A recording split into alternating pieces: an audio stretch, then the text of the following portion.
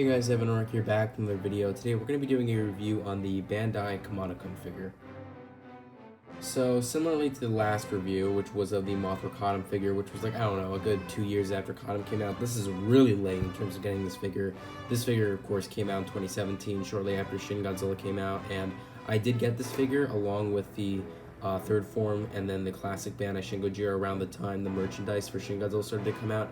Problem was that I got the miniature version of this, so ever since then I have not been satisfied with it, and I think I actually lost it recently.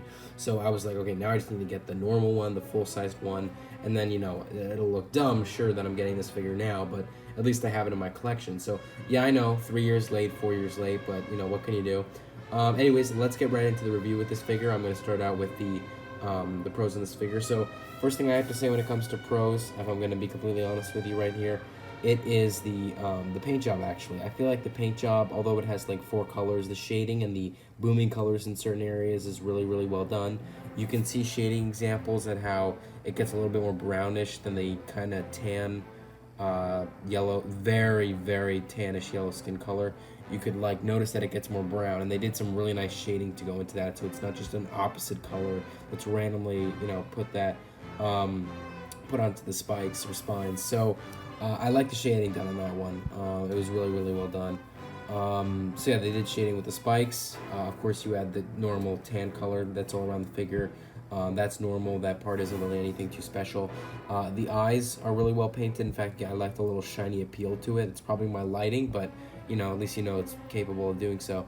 And then of course you have the red booming colors on the gills and on the inside of the mouth. So of course you see right here the red gills. I wouldn't say this is enough to consider a booming color, but they are pretty, you know, booming, I guess, in certain areas. The red mouth though is pretty nicely boomed with the red shiny color. I think that's not like a, you know, dark red. It's like a pretty light red that stands out. So yeah, I think the paint job on this figure is really nice. And let's get into the next thing I like about this figure. So the next thing I like about this figure, if I'm going to be completely honest with you, is the detail. Now, I was considering the detail to be slightly better than the paint job, but I now think of it the other way around because the detail really isn't that special. Both are slightly above average. The paint job is slightly above average, and this is less, but at least slightly above average as well.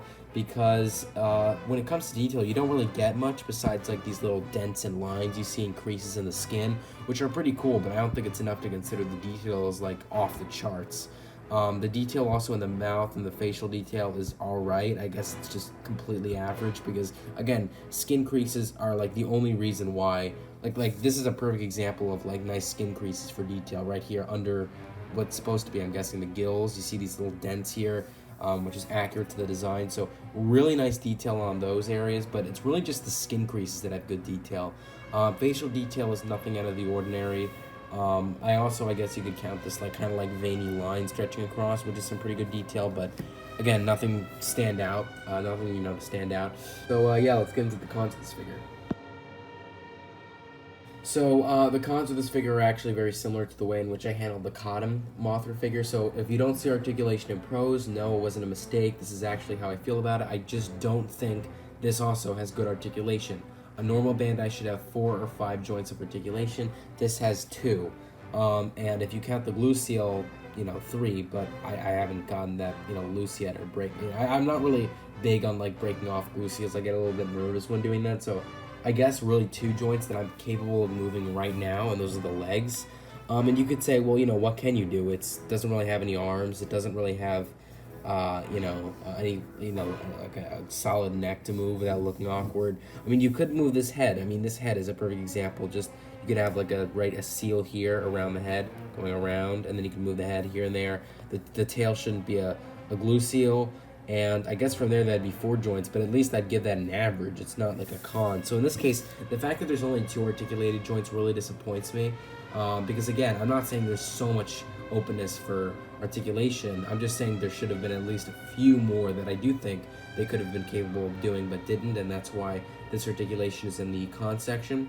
However, on top of that, you know, I just like to also add as a separate con, and by the way, this isn't a con that's, I'd like to say, just as big as the articulation point, but I do think it is fairly of the same level. I really also feel as though like the figure Like, I understand completely and perfectly that it's supposed to represent the Kamata-Kun figure and like the tail's long and all that stuff, but I just feel like it's a little bit too low. Again, that might be just me being very nitpicky. I mean, that's really nitpicky. I mean, you could go higher by moving the legs up here, but that looks slightly awkward because his feet are above the ground at that point.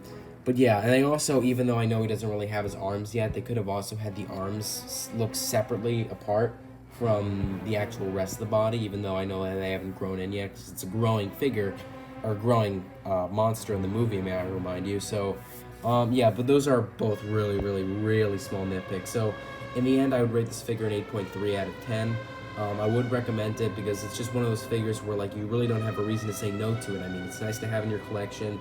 Most people, unlike me, have it by now, so the only people that I'd recommend it to are ones that are just getting into Godzilla and want to get brand new figures. So yeah, this is a figure I'd recommend. It's pretty good. Nothing to hate, nothing to love about it.